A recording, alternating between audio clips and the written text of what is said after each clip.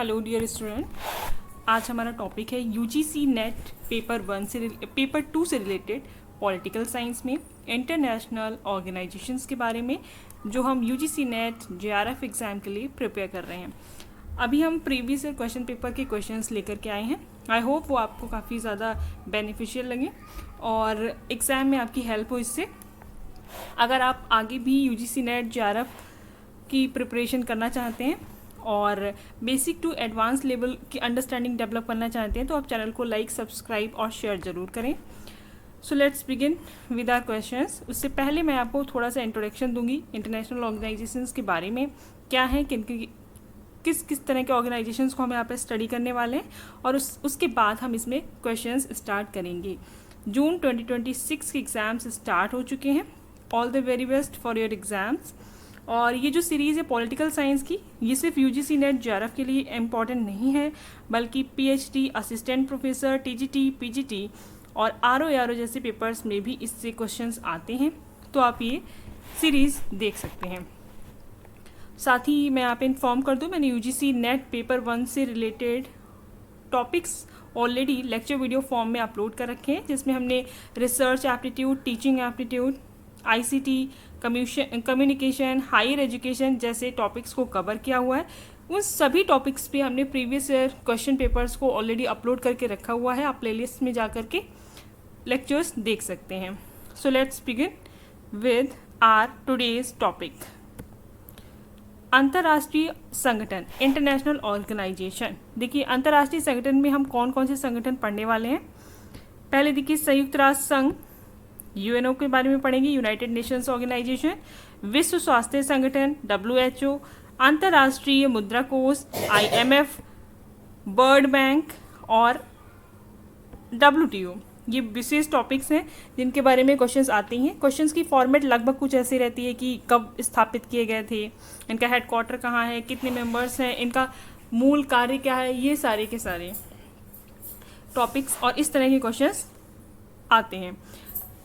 NATO, SAARC, BRICS, G7, G20, WTO, ICC, इन सभी topics पे आज हम स्टडी करेंगे। देखते हैं अंकटाड, यहाँ से हमारी क्वेश्चन सीरीज शुरू हो रही है।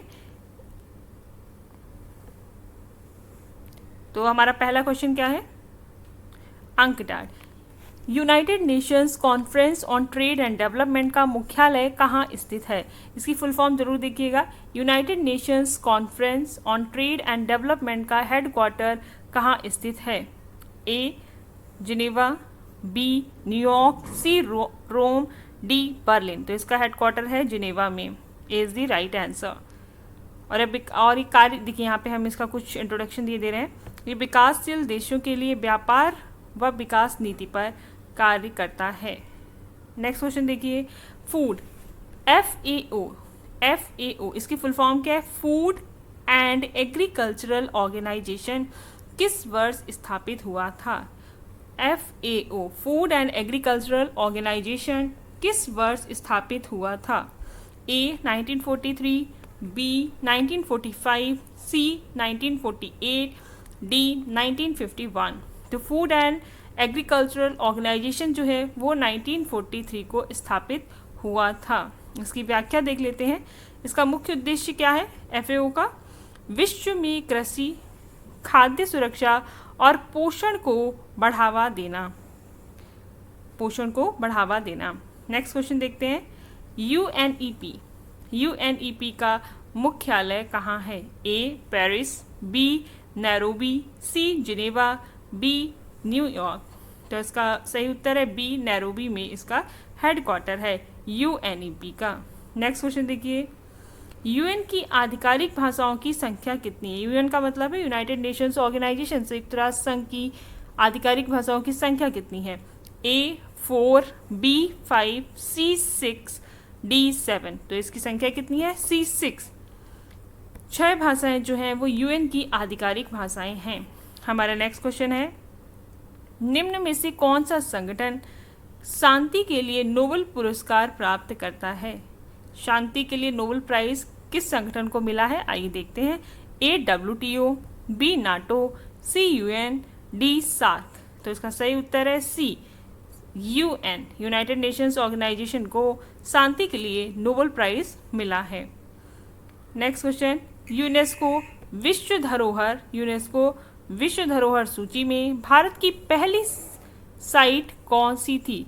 मतलब यूनेस्को ने जब भारत में किस साइट को पहली बार अपनी धरोहर सूची में शामिल किया था? ए ताजमहल, बी अजंता गुफाएं, सी कुतुब मीनार, डी कोणार्क सूर्य मंदिर। तो इसका सही उत्तर है बी अजंता गुफाएं। अजंता गुफाएं, B is the right answer. Next question देखिए, IAEA की स्थापना किस वर्ष हुई थी? इंटरनेशनल एटॉमिक एनर्जी एजेंसी की स्थापना किस वर्ष हुई थी? A 1945, B 1957, C 1962, D 1980। तो इसका सही आंसर है बी 1957 में IAEA की स्थापना हुई थी, 1957। नेक्स्ट क्वेश्चन देखिए, यूएन की ट्रस्टीशिप परिषद वर्तमान में क्या स्थिति रखती है? यूएन की ट्रस्टीशिप परिषद वर्तमान में क्या स्थिति रखती है? ए सक्रिय, बी भंग, सी स्थगित, डी निष्क्रिय। तो इसका सही उत्तर क्या होगा? डी निष्क्रिय। अभी ये कार्यरत नहीं है, डी निष्क्रिय। D is the right answer. Next question देखिए, संयुक्त राष्ट्र संघ यूनाइटेड नेशंस ऑर्गेनाइजेशन की स्थापना कब हुई थी? ए 1919, बी 1945, सी 1950, डी 1939। तो यूनाइटेड नेशंस ऑर्गेनाइजेशन की स्थापना कब हुई थी? 1945 में हुई थी। 24 अक्टूबर 1945 को यूनाइटेड नेशंस ऑर्गेनाइजेशन की स्थापना हुई थी। और कहाँ पर या किस कॉन्फ्रेंस में इसमें सिग्नेचर किए गए थे? सैन फ्रांसिस्को सम्मेलन में यूनाइटेड नेशंस ऑर्गेनाइजेशन की स्थापना हुई और वहीं पे इस ऑर्गेनाइजेशन के लिए सदस्य राष्ट्रों ने साइन किया था, सैन फ्रांसिस्को सम्मेलन। नेक्स्ट क्वेश्चन देखिए क्या है, WHO द्वारा international year of the nurse and the midwife किस वर्ष घोषित किया गया था? WHO द्वारा international year of the nurse and the midwife किस वर्ष घोषित किया गया था? ए 2018, बी 2020, सी 2022, डी 2019। तो इसका सही उत्तर है बी 2020। बी 2020 में international year of the nurse and the midwife वर्ष घोषित किया गया था। नेक्स्ट क्वेश्चन देखिए, निम्न में से कौन सा संगठन परमाणु हथियार अप्रसार संधि से संबंधित नहीं है? निम्न में से कौन सा संगठन NPT नॉन प्रोलिफरेशन ट्रीटी यानी कि परमाणु हथियार अप्रसार संधि से संबंधित नहीं है? A IAEA, B UN, C NATO, D WHO। इसमें हमें याद रखना है कि हमने नहीं है पूछा है, कौन सा संगठन संबंधित नहीं है। तो इसका सही उत्तर है डी WHO।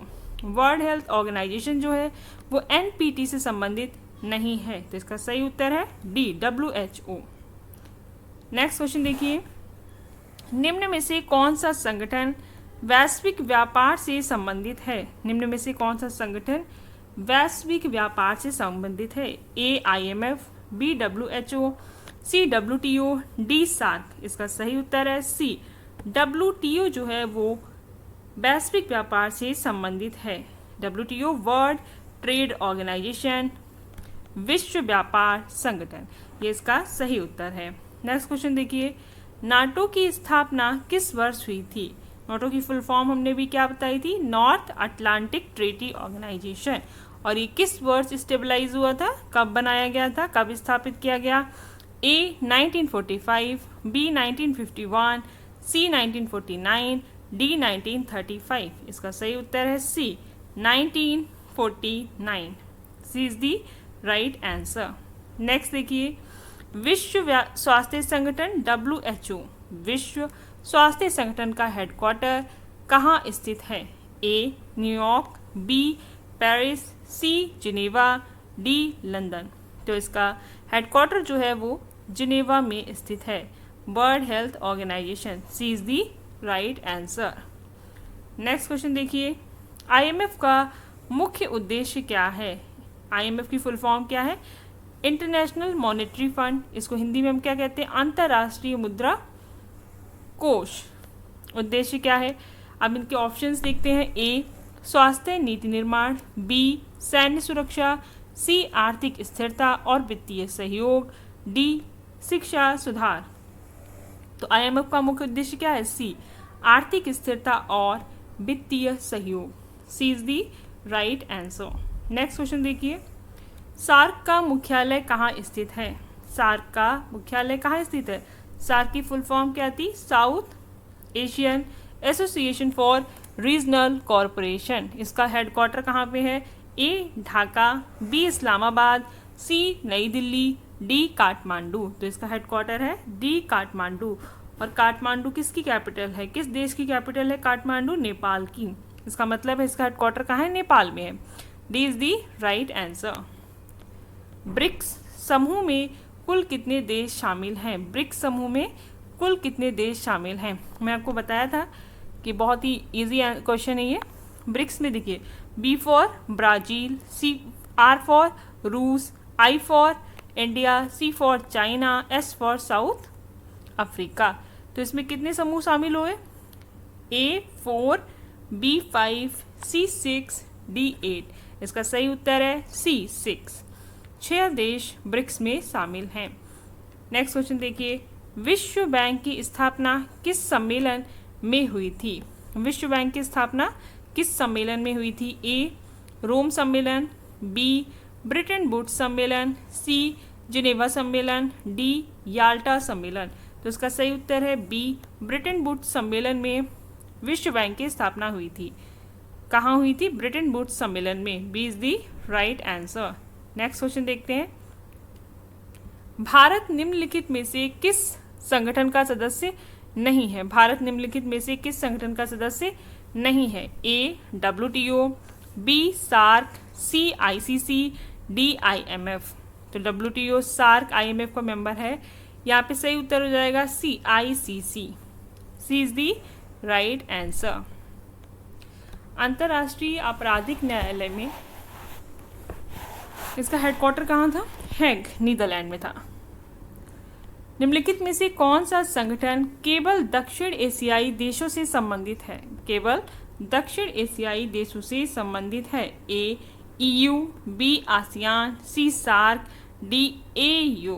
तो इसका सही उत्तर है सी सार्क जो है वो केवल दक्षिण एशियाई देशों से संबंधित है। C is the right answer.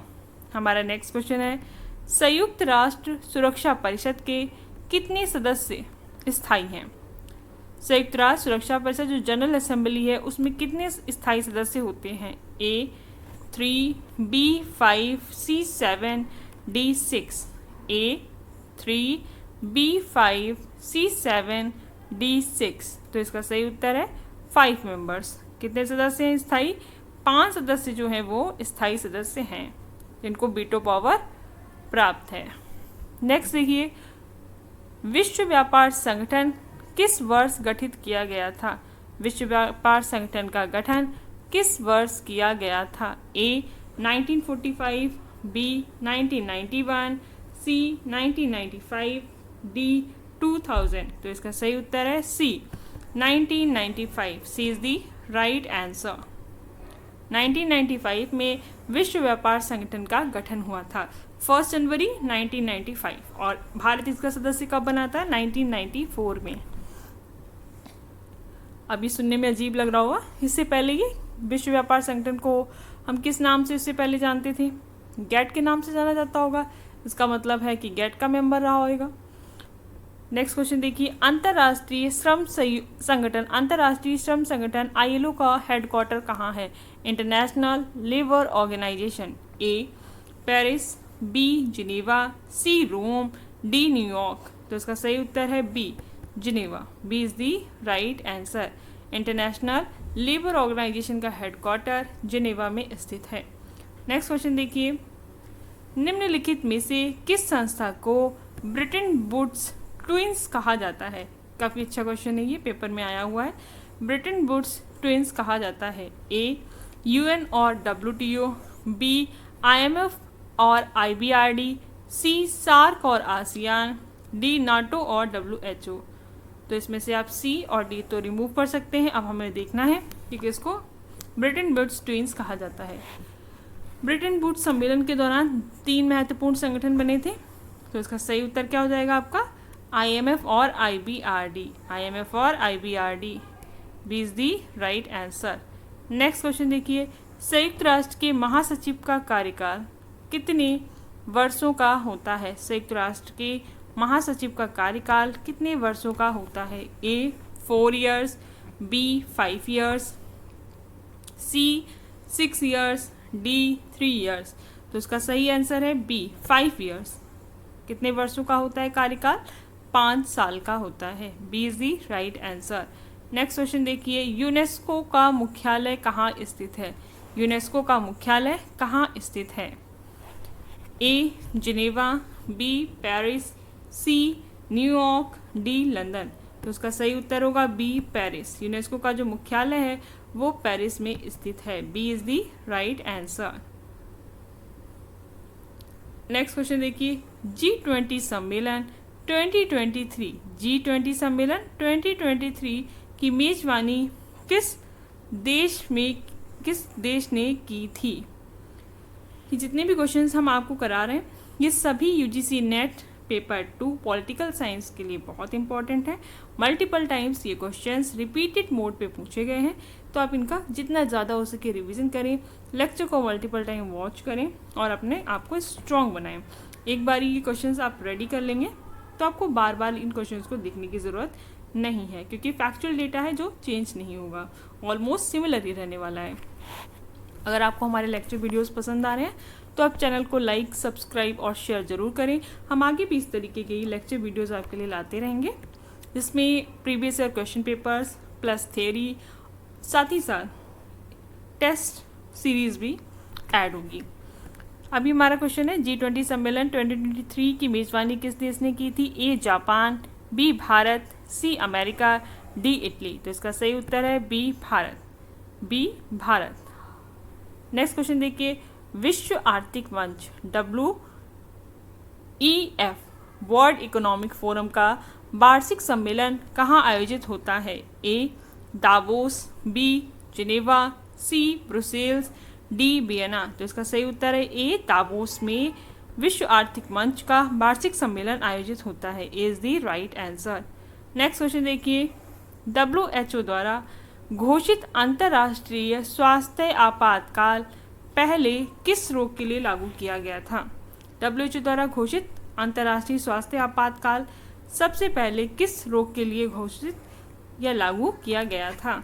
A covid, B polio, C Ebola, D SARS. तो इसका सही उत्तर है बी पोलियो।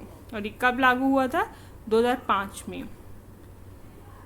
तो B is the right answer. Next question देखिए, New Development Bank NDB New Development Bank किस संगठन से संबंधित है?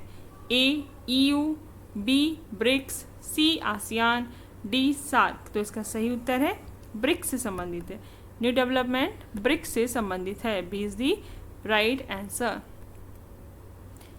नेक्स्ट क्वेश्चन है हमारा, WTO का मुख्य उद्देश्य क्या है? ए वैश्विक स्वास्थ्य, बी वैश्विक व्यापार को नियंत्रित करना, सी अंतर्राष्ट्रीय सुरक्षा, डी शिक्षा का प्रसार।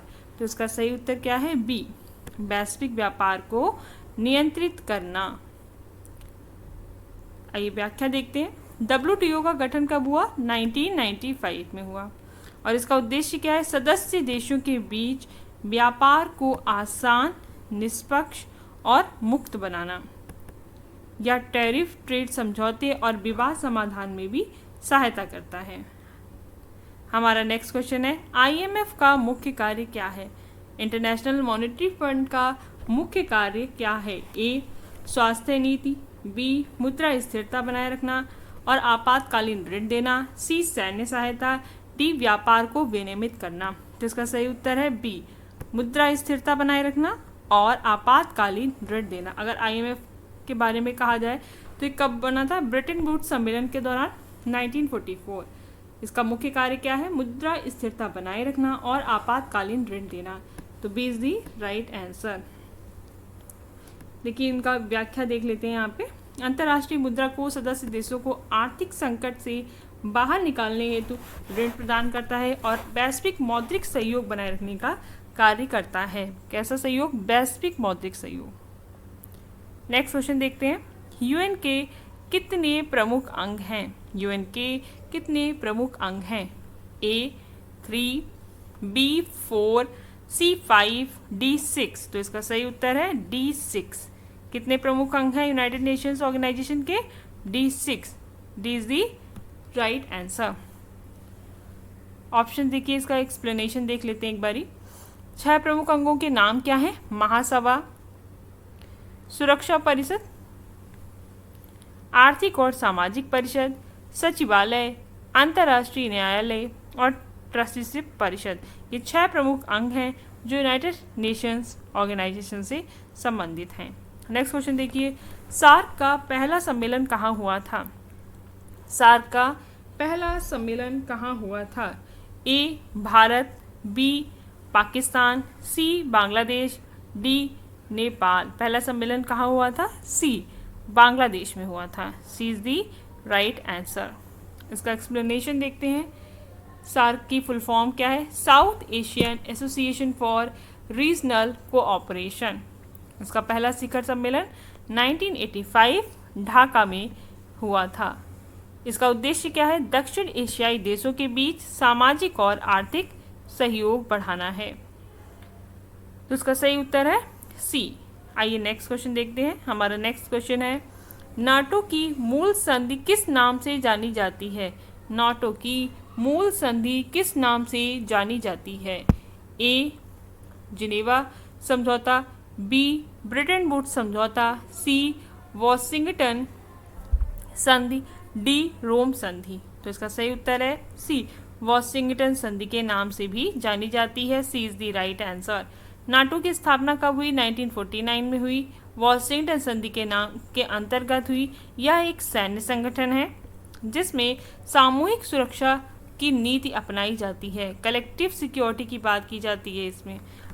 आर्टिकल 5 में ये मेंशन किया गया है, जो नाटो से संबंधित नियमों पर आधारित एक विधि निकाय होगा। नाटो की मूल संधि किस नाम से जानी जाती है? वॉशिंगटन संधि के नाम से जानी जाती है। हमारा नेक्स्ट क्वेश्चन देखिए क्या है।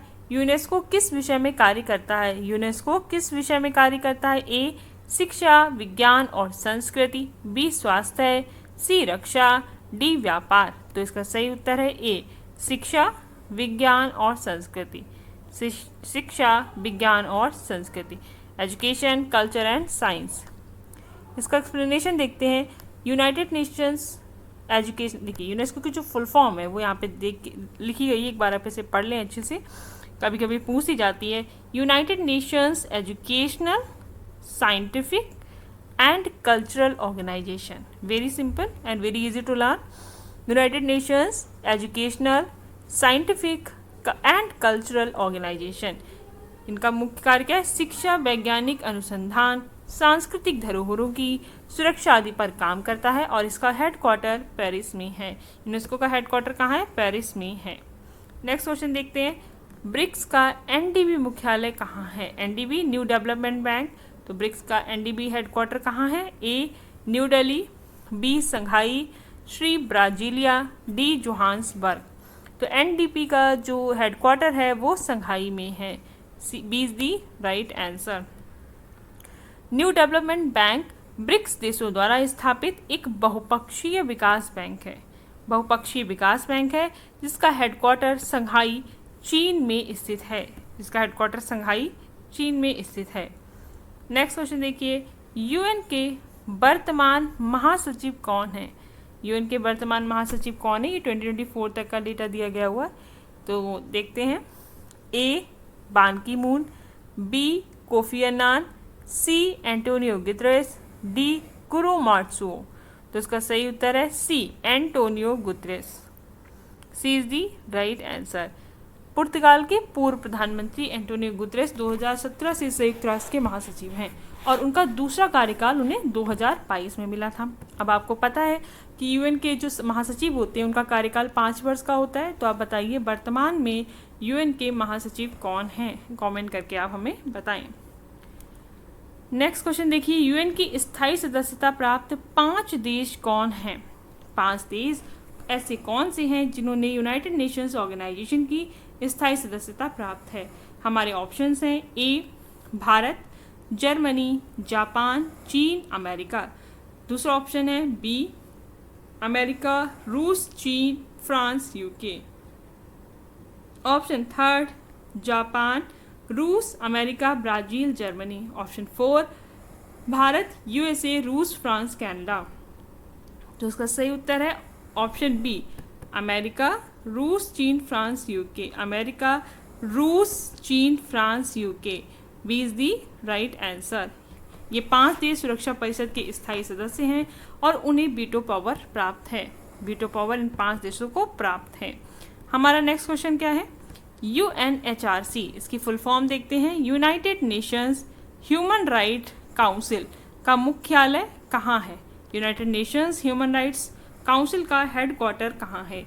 A New York, B Geneva, C Paris, D Vienna. तो इसका हेडक्वार्टर कहाँ पे है? बी जिनेवा में है।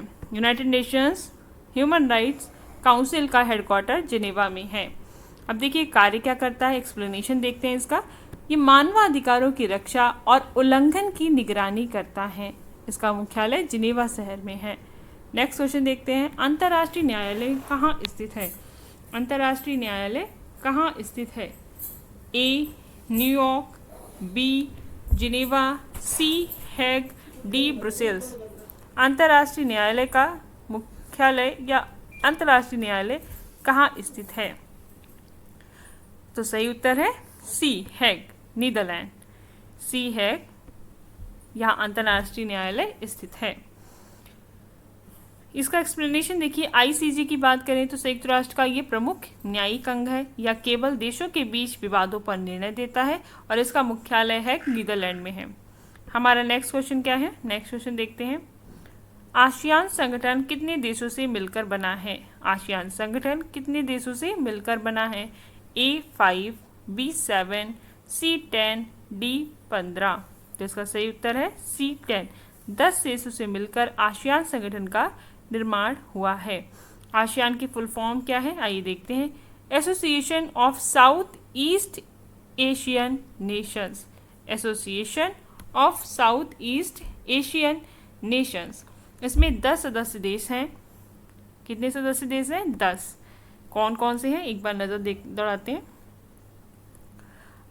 Indonesia, Malaysia, Thailand, Vietnam, Philippines आदि।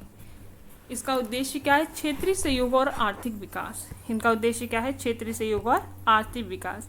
जब इस संगठन का निर्माण किया गया था उस समय मूल संस्थापक देशों की संख्या 5 थी। फिर आगे बढ़कर जैसे जैसे समय टाइम गया इस संगठन से अन्य देश भी जुड़े हैं। तो इनका टोटल नंबर कितना हो गया? 10 हो गया था। और इसका निर्माण वर्ष है 1967। इनका हेडक्वार्टर कहाँ है? जकार्ता में है। और जकार्ता किसकी कैपिटल है? इंडोनेशिया की है। नेक्स्ट क्वेश्चन देखते हैं, WHO द्वारा विश्व स्वास्थ्य दिवस कब मनाया जाता है? WHO द्वारा विश्व स्वास्थ्य दिवस कब मनाया जाता है? ए 1 मई, बी 7 अप्रैल, सी 10 दिसंबर, डी 24 अक्टूबर। तो विश्व स्वास्थ्य संगठन के द्वारा विश्व स्वास्थ्य दिवस मनाया जाता है B 7 April. B is the right answer. WHO की स्थापना की तारीख है 7 अप्रैल 1948 यानी 1948। इस उपलक्ष्य में हर साल इस दिन को हम वर्ल्ड हेल्थ डे के रूप में सेलिब्रेट करते हैं। नेक्स्ट क्वेश्चन देखिए, यूनिसेफ किस क्षेत्र में कार्य करता है? क्या आप हमें बता सकते हैं यूनिसेफ का ब्रांड एम्बेसडर कौन है? यूनिसेफ का ब्रांड एम्बेसडर कौन है?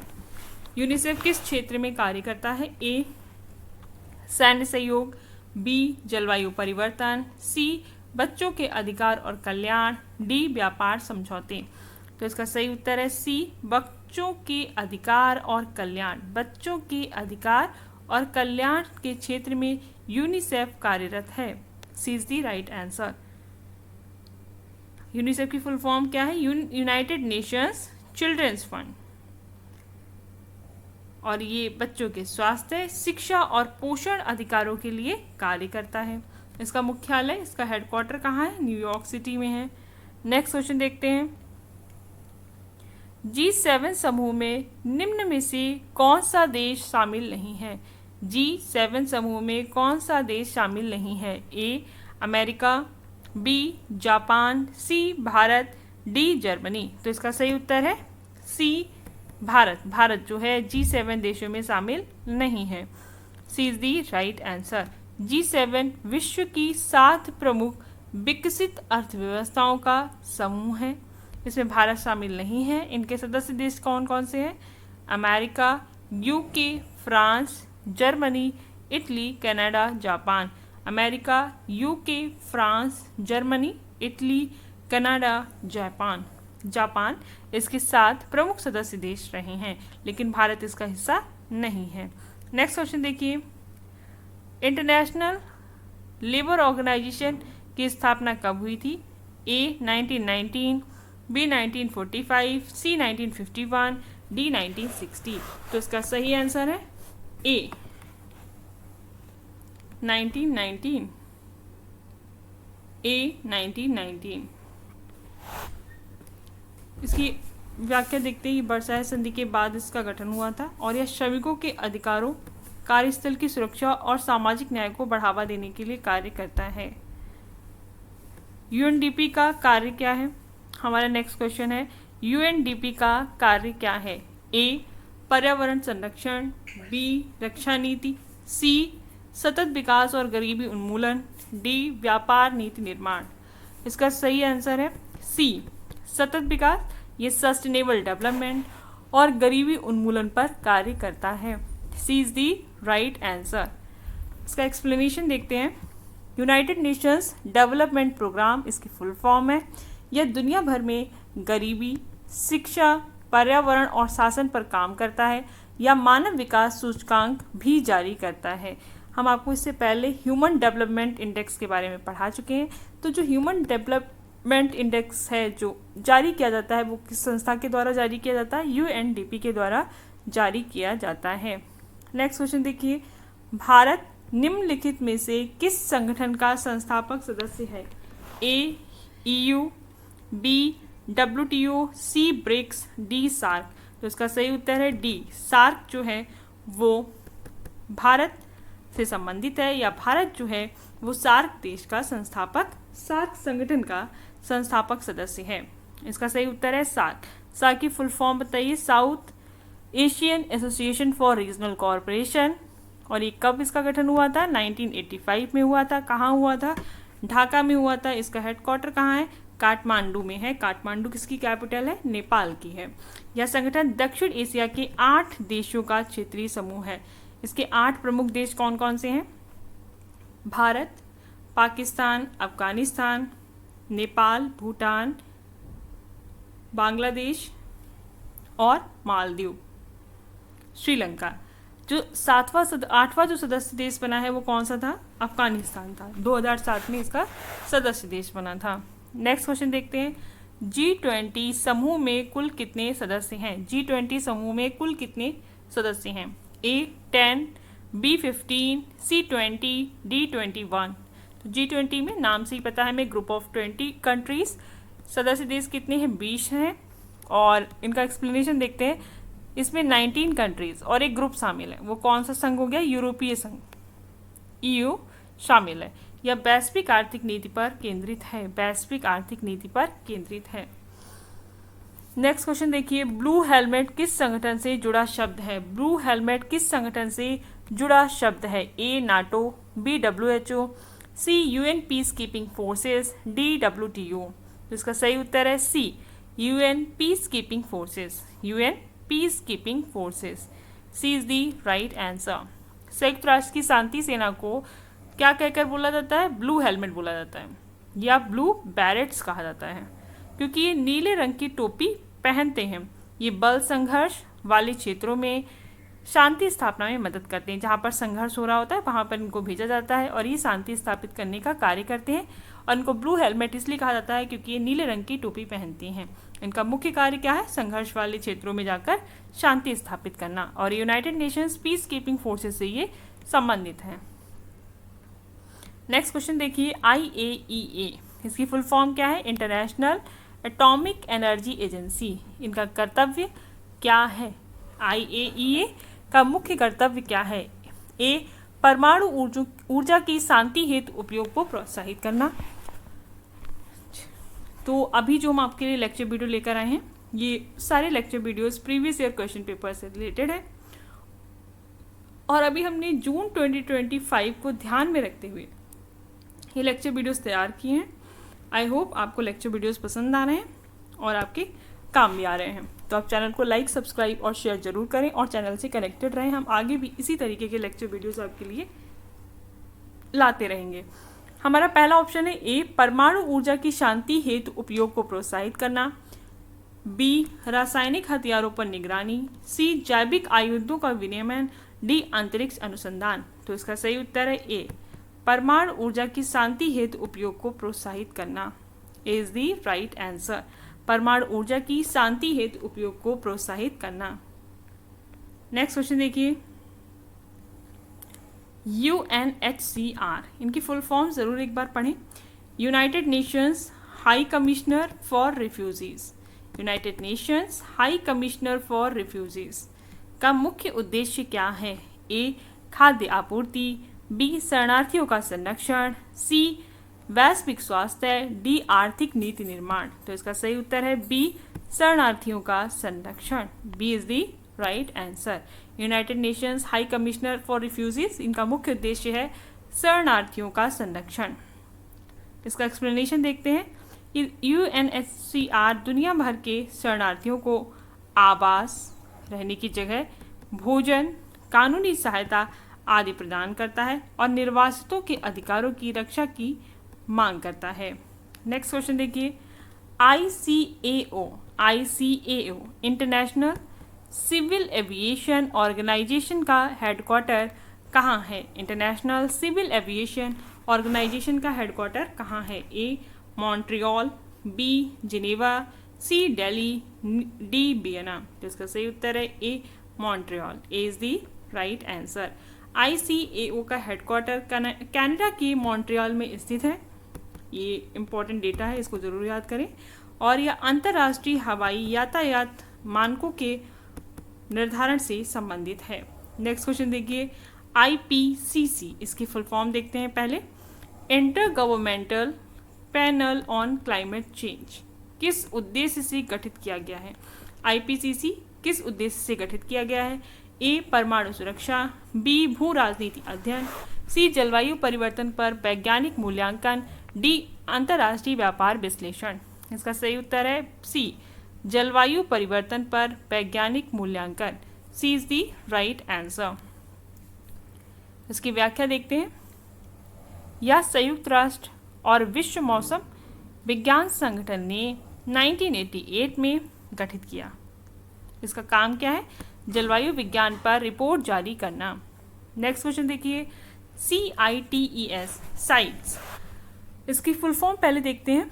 Convention on international trade in endangered species. Convention on international trade in endangered species इसका मुख्य लक्ष्य क्या है? ए, जैव ईंधन के नियम बनाना। बी, विलुप्त प्राय प्रजातियों के वैध व्यापार पर नियंत्रण। सी, समुद्री संसाधन संरक्षण। डी, वन काटने को रोकना। तो इसका सही उत्तर क्या होगा? इंडेंजर्ड स्पीसीज की बात कर रहे हैं, इसका मतलब है विलुप्त प्राय प्रजातियों के वैध व्यापार पर नियंत्रण करना। B is the right answer. इसका एक्सप्लेनेशन देखते हैं। साइट्स की स्थापना 1973 में हुई। इस संधि के तहत दुर्लभ और संकटग्रस्त वन्य जीवों तथा पौधों का अंतर्राष्ट्रीय व्यापार पर विनियमन होता है। नेक्स्ट क्वेश्चन आइए देखते हैं। बेसल कन्वेंशन किस विषय से संबंधित है? ए, समुद्री प्रदूषण, बी खतरनाक अपशिष्ट का अंतर्राष्ट्रीय व्यापार नियंत्रण, सी खाद्य सुरक्षा, डी परमाणु अपशिष्ट प्रबंधन। तो इसका सही उत्तर है बी खतरनाक अपशिष्टों का अंतर्राष्ट्रीय व्यापार नियंत्रण। B is the right answer. जब हम आपके लिए 2025 दिसंबर के लिए लेक्चर वीडियोस अपलोड करेंगे या प्रिपेयर करेंगे, उस समय पर हम इसको डीपली थ्योरी फॉर्मेट पे पढ़ाएंगे। अभी हमारा जो फोकस है वो प्रीवियस क्वेश्चन पेपर्स पे है और अभी के एग्ज़ाम पे है जो करंट जून 2025 में हो रहे हैं। तो इनको ध्यान में रखकर ही हम ये क्वेश्चंस ला रहे हैं और आप इन्हें बार बार वॉच करें, रिवीजन करें और अपने आप को स्ट्रॉन्ग कैंडिडेट बनाकर ही एग्जामिनेशन हॉल में जाएं। एक्सप्लेनेशन देखिए, ब्रसेल कन्वेंशन कब हुआ? 1989 में। ब्रसेल ने खतरनाक ठोस व तरल अपशिष्टों के ट्रांस बॉर्डर मूवमेंट पर प्रतिबंध लगाया और पर्यावरणीय प्रावधान स्थापित किए। नेक्स्ट क्वेश्चन देखिए, UNIDO United Nations Industrial Development Organization का मुख्य फोकस क्या है? ए औद्योगिक विकास और तकनीकी सहयोग, बी मानवाधिकार, सी स्वास्थ्य देखभाल, डी शिक्षा। तो इसका सही उत्तर है ए औद्योगिक विकास और तकनीकी सहयोग। ए इज दी राइट आंसर। यूएनआईडीओ 1966 में स्थापित हुआ। इसका उद्देश्य क्या था? विकासशील देशों में औद्योगिकरण, क्षमता निर्माण और तकनीकी सहायता प्रदान करना, ये इसका प्रमुख उद्देश्य है। नेक्स्ट क्वेश्चन देखते हैं, वर्ल्ड बैंक ग्रुप में शामिल नहीं है। अभी आपको हमने ऊपर पढ़ाया था कि वर्ल्ड बैंक ग्रुप में कौन सी संस्थाएं शामिल हैं, तो आपको पता होगा 2 संस्थाएं शामिल थी, लेकिन हमसे सवाल किया गया है कि वर्ल्ड बैंक ग्रुप में शामिल नहीं है। ए IBRD, बी IDA, सी IFC, डी WTO। तो इसका सही उत्तर है डी WTO शामिल नहीं है। D is the right answer. Next question देखिए, IMF और IBRD को क्या कहा जाता है? A Britain Woods Institutions, C B वित्तीय संस्थाएं, सी संयुक्त राष्ट्र की संस्थाएं, डी विकास संस्थाएं। इसका सही उत्तर है ए ब्रिटेन वुड्स संस्थाएं। ए इज दी राइट आंसर। हमारा नेक्स्ट क्वेश्चन है, WHO की स्थापना कब हुई थी? वर्ल्ड हेल्थ ऑर्गेनाइजेशन को कब स्टेबलाइज किया गया था? ए 1945, बी 1948, सी 1950, डी 1952। इसका सही उत्तर है बी 1948। WHO की स्थापना 1948 में हुई थी, तो B is the right answer. Next question देखिए, WTO का मुख्यालय कहाँ स्थित है? A New York, B Paris, C Geneva, D Brussels. तो इसका सही उत्तर है सी जिनेवा में WTO का मुख्यालय स्थित है। C is the right answer. Next question देखते हैं, UNDP किस सूचकांक को प्रकाशित करता है? UNDP किस सूचकांक को प्रकाशित करता है? A GDI, B HDI, C HPI, D MPI। तो इसका सही उत्तर क्या होगा? B HDI human development index मानवीय विकास सूचकांक को UNDP जारी करता है। B is the right answer. Next question देखिए, UN के निम्नलिखित में से कौन से अंग को निलंबित कर दिया गया है? ये क्वेश्चन रिपीटेड है, फिर भी हम एक बार इसे देखते हैं। ए महासभा, बी सुरक्षा परिषद, सी ट्रस्टीशिप परिषद, डी ICJ। तो इसका सही आंसर है ट्रस्टीशिप परिषद। C is the right answer. Next question देखिए, यूनेस्को का हेडक्वार्टर कहाँ है? यूनेस्को का मुख्यालय कहाँ है? A Geneva, B New York, C Paris, D Rome. तो इसका सही उत्तर है सी पेरिस। यूनेस्को का मुख्यालय पेरिस में है। C is the right answer. WTO का पूर्ववर्ती संगठन कौन था? WTO का पूर्ववर्ती संगठन कौन था? ए IMF, बी अंकटाड, सी IBRD, डी गेट। तो इसका सही उत्तर है डी गेट। तो इसको गेट को रिप्लेस करके WTO कब बना? 1 जनवरी 1995 में। D is the right answer. Next question देखिए, निम्नलिखित में से कौन सा देश G7 ग्रुप ऑफ 7 का सदस्य नहीं है? A Japan, B Bharat, C France, D Italy. तो इसका सही उत्तर क्या है? भारत जो है वो ग्रुप ऑफ 7 का सदस्य नहीं है। नेक्स्ट क्वेश्चन देखिए, नाटो की स्थापना किस वर्ष हुई थी? नॉर्थ अटलांटिक ट्रीटी ऑर्गेनाइजेशन, इसकी स्थापना किस वर्ष हुई थी? A 1945, B 1949, C 1955, D 1960। इसका सही उत्तर है B 1949। B is the right answer. Next question देखिए, यूनेस्को किस क्षेत्र में कार्य करता है? ये भी रिपीटेड क्वेश्चन है। ए व्यापार, बी कृषि, सी शिक्षा विज्ञान और संस्कृति, डी स्वास्थ्य। तो इसका सही आंसर है सी शिक्षा विज्ञान और संस्कृति। यूनेस्को सी शिक्षा विज्ञान और संस्कृति के क्षेत्र में कार्य करता है। नेक्स्ट क्वेश्चन देखिए, डब्ल्यूटीओ का कार्य क्या है? डब्ल्यूटीओ का कार्य क्या है? ए जलवायु परिवर्तन पर नियंत्रण, बी अंतर्राष्ट्रीय व्यापार नियमों का विनियमन, सी स्वास्थ्य सेवाओं का विस्तार, डी शिक्षा का विकास। इसका सही उत्तर है बी अंतर्राष्ट्रीय व्यापार नियमों का विनिमयन। अंतर्राष्ट्रीय व्यापार नियमों का विनिमयन। B is the right answer. हमारा नेक्स्ट क्वेश्चन है, ब्रिक्स समूह की स्थापना कब हुई थी? ब्रिक्स समूह की स्थापना कब हुई थी? ए 2001, बी 2006, सी 2009, डी 2012। तो इसका सही उत्तर है बी 2006 में ब्रिक्स समूह की स्थापना हुई थी। इसमें कितने सदस्य देश हैं? 5 सदस्य देश हैं, ब्राज़ील, रसिया, इंडिया, चाइना और साउथ अफ्रीका। नेक्स्ट क्वेश्चन देखिए, यूनिसेफ किसके लिए कार्य करता है? यह भी हम क्वेश्चन कर चुके हैं। यूनिसेफ किसके लिए कार्य करता है? ए बुजुर्गों के लिए, महिलाओं के लिए, सी युवाओं के लिए, डी बच्चों के लिए। तो ये बच्चों के लिए कार्य करता है। D is the right answer. Next question देखिए, आसियान का मुख्यालय कहाँ स्थित है? ए काठमांडू, बी जकार्ता, सी ढाका, डी मनीला। तो इसका सही उत्तर है बी जकार्ता। आसियान का जो हेडक्वार्टर है वो जकार्ता में है और ये कैपिटल है इंडोनेशिया की। तो B is the right answer.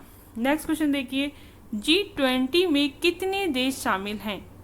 A 19 countries plus European संघ, बी केवल 20 देश, सी 15 कंट्रीज, डी 25 कंट्रीज। G20 में 19 कंट्रीज और यूरोपीय संघ शामिल है। तो A is the right answer. हमारा नेक्स्ट क्वेश्चन है, अंतर्राष्ट्रीय श्रम संगठन इंटरनेशनल लेबर ऑर्गेनाइजेशन का हेडक्वार्टर कहाँ है? A Vienna, B Geneva, C Paris, D New York. तो इसका जो हेडक्वार्टर है वो जिनेवा में है। B is the right answer. Next question देखते हैं, अंकटाड। अंकटाड किस उद्देश्य से जुड़ा हुआ है? अंकटाड किस उद्देश्य से जुड़ा हुआ है? ए परमाणु ऊर्जा, बी व्यापार और विकास, सी शिक्षा, डी सैन्य सहयोग। इसका सही उत्तर है बी व्यापार और विकास। B is the right answer. Next question देखिए, विश्व बैंक वर्ल्ड बैंक का हेडक्वार्टर कहाँ है? A Washington DC, B Paris, C London, D Geneva. इसका हेडक्वार्टर है वॉशिंगटन डीसी अमेरिका में। B A is the right answer. Next question देखते हैं, IAEA की स्थापना किस वर्ष हुई थी?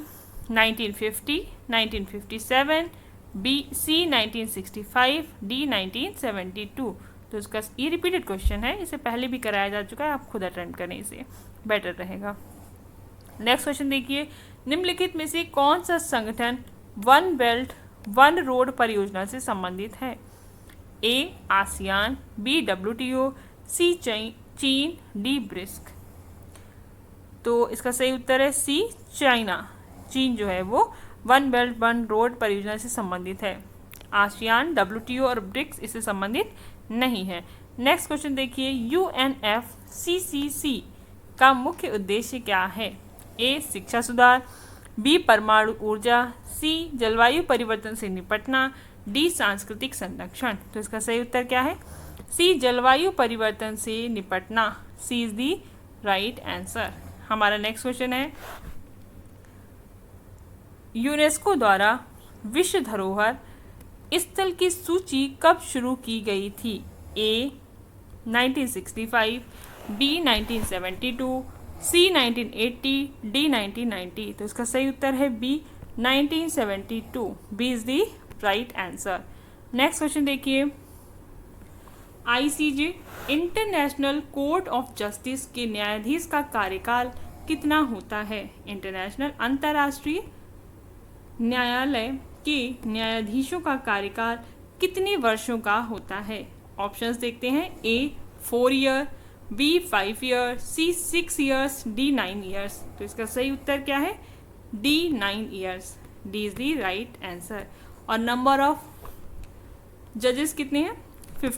15 जजेस हैं और ये 9 वर्ष तक की कार्यरत होते हैं। नेक्स्ट क्वेश्चन देखिए, इग्नू किसके सचिवालय की मेजबानी करता है? इग्नू किसके सचिवालय की मेजबानी करता है? A SAARC Consortium and on Open and Distance Learning, B UNICEF, C UNHCR, D WHO।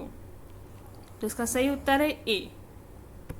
A is the right answer.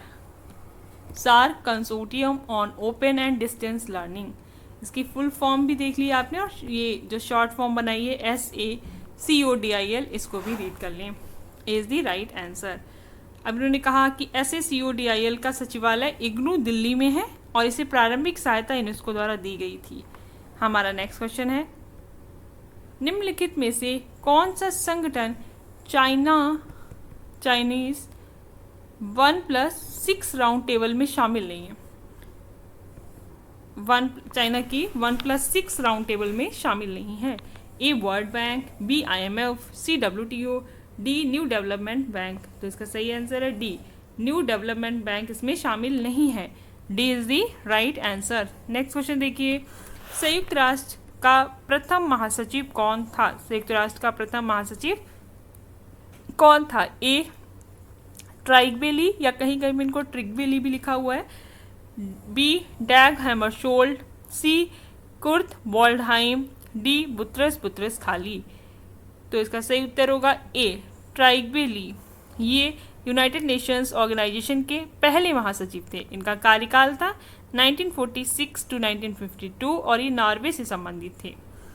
Next question देखिए, निम्नलिखित महासचिवों का काल क्रमानुसार व्यवस्थित करें। देखिए, बुतरस खाली, कोफी अन्नान, कुर्ट वॉल्डहाइम, डॉग हैमरशोल्ड। तो इनको हमें क्रोनोलॉजिकल वे में स्थापित करना है। इसका सही उत्तर यहाँ पे हम देख लेते हैं। सबसे पहले डैग हैमरशोल्ड आएंगे जो 1953 से 1961 में महासचिव थे और इनके बारे में खास बात है कि इनकी जो डेथ थी वो 1961 में हो गई थी। ये क्वेश्चन लास्ट ईयर के पेपर में आया भी था। दूसरा जो है वो कुर्ट वॉल्डहाइम है जो 1972 से 81 तक रहे हैं। बुतरस खाली की बात करें तो 1992 से 1996 तक कार्यरत थे और कोफी अन्नान 1997 से 2006 तक थे। तो इसका सही उत्तर क्या आपका हो रहा है? 4312 is the right answer. 4312 is the right answer. Next देखिए, कोफी अन्नान किस देश से थे? कोफी अन्नान किस देश से थे? A Nigeria, B Ghana, C Kenya, D Ethiopia. B is the right answer. Ghana से संबंधित है। जब हम क्लास ले रहे होते तो हमें क्वेश्चंस बहुत इजी लगते रहे, लेकिन जब हम एग्जामिनेशन हॉल में होते हैं तो ये क्वेश्चंस काफ़ी ज़्यादा डिलेमा क्रिएट कर रहे होते हैं कि आपको कौन सा ऑप्शन टिक करना है। नॉलेज होती है, लेकिन जितना ज़्यादा आप रिवाइज करके जाएंगे उतना ज़्यादा आपके लिए बेहतर है। इसलिए आप लेक्चर को मल्टीपल टाइम वॉच करें, इसको बहुत ईजी ना समझें, थोड़ा सा टफ वे में लेकर के जाएँ कि हमें डेटा याद करके रखना है और इसको जब क्वेश्चन आए तो अटेम्प्ट करना है और सही आंसर करके आना है। हमारा नेक्स्ट क्वेश्चन है, संयुक्त राष्ट्र के पहले एशियाई महासचिव कौन थे? ए यूथॉन्ट, बी कोफी अन्नान, सी बुतरस खाली, डी एंटोनियो गुतरेस। तो इसका सही उत्तर क्या है? ये एशियाई महासचिव थे, पहले एशियाई महासचिव। ए यूथॉन्ट, ये यूथॉन्ट। और ये कहाँ से थे? म्यांमार से थे। इनका कार्यकाल देखिए क्या था? 1961 to 71। नेक्स्ट क्वेश्चन है हमारा, वर्तमान में संयुक्त राष्ट्र महासचिव के कार्यकाल महासचिव कौन है? संयुक्त राष्ट्र के महासचिव कौन है? सॉरी, थोड़ा क्वेश्चन रीड करने में प्रॉब्लम हुई। वर्तमान में संयुक्त राष्ट्र महासचिव कौन है? ए Ban Ki Moon, B Kofi Annan, C Antonio Guterres, D यूथॉन्ट। तो इसका सही उत्तर है सी एंटोनियो गुतरेस। ये इनका दूसरा कार्यकाल है। C is the right answer. Next question देखिए, निम्न में से कौन महासचिव संयुक्त राष्ट्र में सबसे लंबा कार्यकाल देने वाले महासचिव थे? A Kofi Annan, B Dag Hammarskjold, C U थॉट, डी वान की मून। तो इनका सही उत्तर है A Kofi Annan is the right answer. इनका कार्यकाल भी देख लीजिए 1997 टू 2006 और ये 9 वर्ष तक कार्यरत रहे थी। नेक्स्ट क्वेश्चन है हमारा, निम्न में से कौन महासचिव अफ्रीकी मूल के थे? ए यू थॉट, बी कोफी अन्नान। तो अगर हमारे लेक्चर्स आपको पसंद आ रहे हैं तो आप चैनल को लाइक, सब्सक्राइब और शेयर ज़रूर करें और इसी तरह की लेक्चर वीडियोस के लिए हमसे कनेक्टेड रहें। हमारे ऑप्शंस कौन कौन से हैं? सी देखिए कुर्ट वॉल्डहाइम, डी ट्राइगबे ली। तो इसका सही आंसर है बी कोफी अन्नान, ये अफ्रीकी मूल के महासचिव थे। नेक्स्ट देखिए यूएन महासचिवों का एक कालक्रम है, वो आप पढ़ के जाइए, इससे क्वेश्चंस आ जाते हैं तो ये काफ़ी इजी हो जाएगा टैकल करना। अगर आप 5-7 क्वेश्चंस ऐसे अटेम्प्ट कर लेते हैं जो आपको दुविधा की स्थिति में रखते हैं और आपने प्रीवियस क्वेश्चन पेपर को सॉल्व किया और वो आपको मिल जाते हैं, तो आप कुछ नंबर्स ज़्यादा गेन कर सकते हैं और ईज़िली आप अपना नेट जो है क्रैक कर सकते हैं। Trygve Lie, B Dag Hammarskjold, U थॉट, Kurt Waldheim, C Javier Perez, 6 Boutros Ghali, Kofi Annan, Ban Ki Moon, Antonio Guterres. हमारा क्वेश्चन है, नारीवादी अंतर्राष्ट्रीय संबंध सिद्धांत की आलोचना किस बात पर केंद्रित होती है? ए केवल पूंजी पर ध्यान, बी पुरुष प्रभुत्व और लैंगिक असमानता, सी सहयोग की अनदेखी, डी साम्राज्यवाद की सराहना। तो इसका सही उत्तर है बी पुरुष प्रभुत्व और लैंगिक असमानता। B is the right answer. Next question देखिए, इंस्टीट्यूशंस रिड्यूस ट्रांजैक्शन कॉस्ट, यह कथन किस सिद्धांत का है? इंस्टीट्यूशन रिड्यूस ट्रांजैक्शन कॉस्ट, यह कथन किस सिद्धांत का है? ए नव यथार्थवाद, बी नव उदारवाद, सी निर्माणवाद, डी यथार्थवाद। तो इसका सही उत्तर है बी नव उदारवाद। B is the right answer. Next question देखिए, निम्नलिखित में से कौन अंतर्राष्ट्रीय संबंधों का गैर राज्यीय अभिनेता नहीं है, यानी कि नॉन स्टेट एक्टर नहीं है? कौन अंतर्राष्ट्रीय संबंधों का गैर राज्यीय अभिनेता नहीं है? ए संयुक्त राष्ट्र, बी एनजीओज, सी मल्टीनेशनल कंपनीज, डी भारतीय संसद। तो इसका सही उत्तर है डी भारतीय संसद जो है वो गैर राज्यीय अभिनेता नहीं है। D is the right answer. Next question देखिए, सेल्फ हेल्प सिस्टम किस विचारधारा का मुख्य आधार है? सेल्फ हेल्प सिस्टम, स्वयं अपनी सहायता करना, ये किस विचारधारा का मुख्य आधार है? ए निर्माणवाद, बी यथार्थवाद, सी समाजवाद, डी बहुलवाद। इसका सही उत्तर है बी यथार्थवाद। सेल्फ हेल्प सिस्टम जो है वो यथार्थवाद विचारधारा का मुख्य आधार है। B is the right answer. Next question देखिए, संरचनावाद यानी स्ट्रक्चरलिज्म का मुख्य उद्देश्य क्या है? संरचनावाद का मुख्य उद्देश्य क्या है? ए नैतिक मूल्यों की स्थापना, बी शक्ति संतुलन को बढ़ावा देना, सी आर्थिक और सामाजिक ढांचे की व्याख्या, डी राजनयिक संबंधों की वृद्धि। तो इसका सही उत्तर है सी आर्थिक और सामाजिक ढांचे की व्याख्या।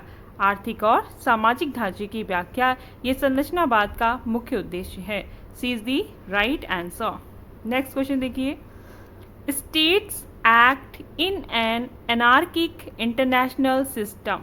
State act in an anarchic international system, यह किसका विचार है? ये केनेथ बोल्ट्ज का विचार है। केनेथ बोल्ट्ज का विचार है। State acts in an anarchic international system. B is the right answer. Next question देखिए, नव उदारवाद किस सिद्धांत की प्रतिक्रिया के रूप में उत्पन्न हुआ? कौन से सिद्धांत की प्रतिक्रिया के रूप में नव उदारवाद उत्पन्न हुआ? ए यथार्थवाद, बी निर्माणवाद, सी नव यथार्थवाद, डी समाजवाद। तो इसका सही उत्तर है सी नव यथार्थवाद। C is the right answer. Next question देखिए, बैलेंस ऑफ पावर का विचार किस सिद्धांत में है? बैलेंस ऑफ पावर का विचार किस सिद्धांत में है? ए उदारवाद, बी यथार्थवाद, सी समाजवाद, डी नारीवाद। तो इसका सही उत्तर है बी यथार्थवाद, जो बैलेंस ऑफ पावर की बात की जाती है, शक्ति संतुलन की बात की जाती है, वो यथार्थवादी विचारधारा से जुड़ा हुआ है। B is the right answer. Next question देखिए, अंतर्राष्ट्रीय राजनीति में संस्थाओं की भूमिका किस विचारधारा में महत्वपूर्ण है, किस विचारधारा में ज़्यादा महत्वपूर्ण है? ए नव उदारवाद, बी यथार्थवाद, सी संरचनावाद, डी साम्यवाद। तो इसका सही उत्तर है ए नव उदारवाद। A is the right answer, is the right answer. Next question देखिए, विचार, मान्यताएं और पहचान अंतर्राष्ट्रीय राजनीति को प्रभावित करते हैं, या किसका मत है? ए निर्माणवाद, बी यथार्थवाद, सी उदारवाद, डी नव यथार्थवाद। ये सही आंसर है निर्माणवाद। Is the right answer. Next question देखते हैं, power is the most important currency of international politics. Power यानी शक्ति जो है वो अंतर्राष्ट्रीय राजनीति की महत्वपूर्ण करेंसी है, ये किसने कहा है या किसका विचार है? A Joseph Nye, B Stephen Krasner, C Henry Kissinger, D John Mearsheimer. तो इसका सही उत्तर है D John Mearsheimer. D is the right answer. Next question देखिए, interdependence reduces chances of war. इन्होंने कहा जो अंतर्निर्भरता है वो वार के यानी युद्ध की चांसेस को कम करता है, या विचार के सिद्धांत का है? ए यथार्थवाद, बी नव यथार्थवाद, सी नव उदारवाद, डी संरचनावाद। इसका सही उत्तर है सी नव उदारवाद। C is the right answer. Next question Tickner, टिकनर निम्नलिखित में से किस सिद्धांत से जुड़ी हैं? ए यथार्थवाद, बी नव उदारवाद, सी नारीवादी अंतर्राष्ट्रीय सिद्धांत, डी निर्माणवाद। तो टिकनर जो है वो सी नारीवादी अंतर्राष्ट्रीय सिद्धांत से जुड़ी हुई हैं, नारीवादी अंतर्राष्ट्रीय सिद्धांत से जुड़ी हैं, यानी C is the right answer. Next question देखिए, निम्नलिखित में से कौन सा सिद्धांत सुरक्षा दुविधा यानी कि सिक्योरिटी डिलेमा की अवधारणा को समझाता है? ए नव उदारवाद, बी यथार्थवाद, सी निर्माणवाद, डी नारीवाद। तो इसका सही उत्तर है बी यथार्थवाद, सुरक्षा दुविधा की अवधारणा को समझाता है। B is the right answer. Next question देखिए, यथार्थवाद के अनुसार अंतर्राष्ट्रीय राजनीति का प्रमुख उद्देश्य क्या है? अंतर्राष्ट्रीय राजनीति का प्रमुख उद्देश्य क्या है यथार्थवाद के अनुसार? ए न्याय की स्थापना, बी आर्थिक समानता, सी राष्ट्रीय हित की रक्षा, डी वैश्विक नागरिकता। तो इसका सही उत्तर है सी राष्ट्रीय हित की रक्षा, राष्ट्रीय हित की रक्षा। सी इज दी राइट आंसर। यथार्थवादियों का जो मेन फोकस होता है वो होता है नेशनल इंटरेस्ट को कैसे सिक्योर किया जाए। नेक्स्ट देखिए, नव यथार्थवाद का प्रमुख योगदान किसका है? नव यथार्थवाद में प्रमुख योगदान किसका है? A Hans Morgenthau, B Alexander Wendt, C Kenneth बॉल्स, डी टिकनर। तो इसका सही जवाब है सी केनेथ बॉल्स। C is the right answer. Next question देखिए, रॉबर्ट की ओहाने किस विचारधारा से जुड़े हैं? रॉबर्ट की ओहाने किस विचारधारा से जुड़े हैं? ए नव उदारवाद, बी यथार्थवाद, सी साम्यवाद, डी निर्माणवाद। तो इसका सही उत्तर है ए नव उदारवाद से रॉबर्ट की होने का नाम जुड़ा हुआ है, नव उदारवाद से। मोस्ट इंपॉर्टेंट क्वेश्चंस हैं, मल्टीपल टाइम एग्जाम में आए हुए हैं, आप इनको अच्छे से प्रैक्टिस करके एग्जाम में जाएं। अंतर्राष्ट्रीय संबंधों में सॉफ्ट पावर की अवधारणा किसने दी? अंतर्राष्ट्रीय संबंधों में सॉफ्ट पावर की अवधारणा किसने दी? A Thucydides, Joseph Nye, John Mearsheimer, D Kenneth बॉल्स। तो इसका सही उत्तर है बी जोसेफ नाई। अंतर्राष्ट्रीय संबंधों में सॉफ्ट पावर की अवधारणा जोसेफ नाई ने दी। B is the right answer. States are the principal actors in international politics. इन्होंने कहा जो स्टेट्स हैं वो महत्वपूर्ण एक्टर हैं अंतर्राष्ट्रीय राजनीति में। यह सिद्धांत किस विचार से जुड़ा हुआ है या किस सिद्धांत का आधार है? ए निर्माणवाद, बी यथार्थवाद, सी नारीवाद, डी संरचनावाद। तो इसका सही उत्तर है बी यथार्थवाद। B is the right answer. Next question देखते हैं, आइडियाज मैटर मतलब विचार महत्वपूर्ण है या कथन के सिद्धांत का मूल विचार है? ए नव यथार्थवाद, बी उदारवाद, सी निर्माणवाद, डी यथार्थवाद। तो इसका सही उत्तर है सी निर्माणवाद। C is the right answer. Ideas matter, C is the right answer निर्माणवाद। नेक्स्ट क्वेश्चन देखिए, नव उदारवाद के अनुसार किसके माध्यम से अंतर्राष्ट्रीय राजनीति में सहयोग संभव है? किसके माध्यम से अंतर्राष्ट्रीय राजनीति में सहयोग संभव है? अगर नव उदारवाद का ही विचार है तो इसमें क्या होने की संभावना है? आइए ऑप्शंस देखते हैं। ए सैन्य दबाव, बी सुरक्षा परिषद, सी अंतर्राष्ट्रीय संस्थाएं, डी व्यापार प्रतिबंध। तो इसका सही उत्तर है सी अंतर्राष्ट्रीय संस्थाएं। इसका सही आंसर क्या है? सी इंटरनेशनल इंस्टीट्यूशंस। नव उदारवादी इंस्टीट्यूशंस और रूल्स में काफ़ी ज़्यादा बिलीव करते हैं, इसलिए इसका सही उत्तर क्या हुआ? अंतर्राष्ट्रीय संस्थाएं, ये इसका सही उत्तर है। नेक्स्ट क्वेश्चन देखते हैं। नेक्स्ट क्वेश्चन क्या है हमारा? स्टेट सेंट्रिक दृष्टिकोण किस सिद्धांत की विशेषता है?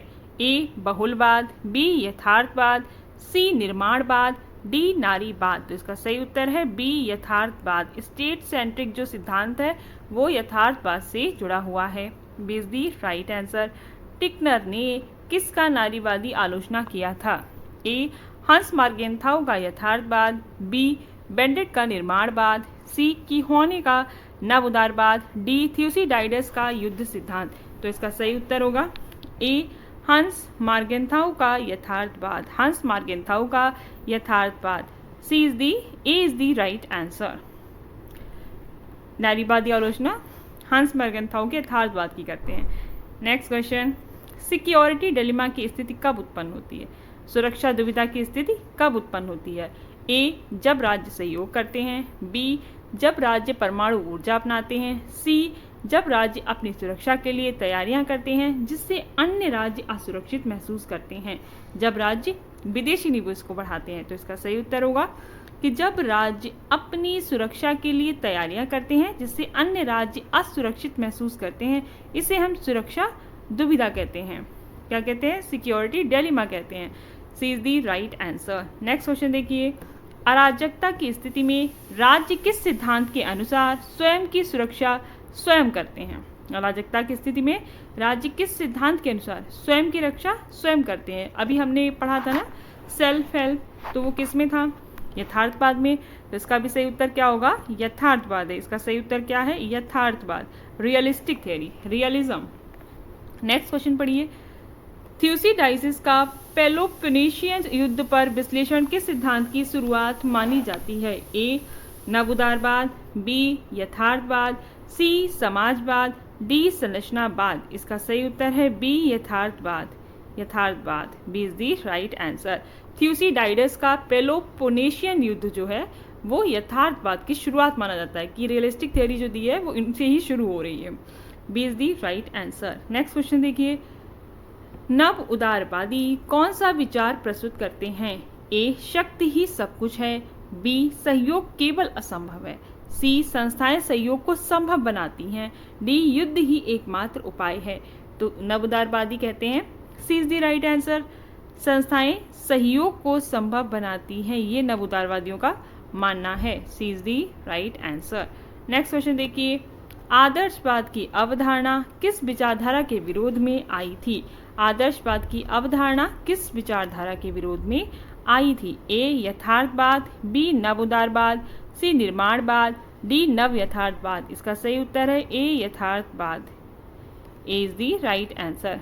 आदर्शवाद की अवधारणा जो है वो यथार्थवाद के विरोध में आई थी। हमारा नेक्स्ट क्वेश्चन क्या है? Identity is constructed through interaction. Identity is constructed through interaction, यह किसका विचार है? मतलब इंटरैक्शन के माध्यम से परिचय का निर्माण होता है। ये किससे जुड़ा हुआ है? आइए देखते हैं options. E Kenneth Waltz, B Hans Morgenthau, C Alexander Wendt, D Joseph Nye. इसका सही उत्तर है C Alexander Wendt. C is the right answer. हमारा नेक्स्ट क्वेश्चन क्या है?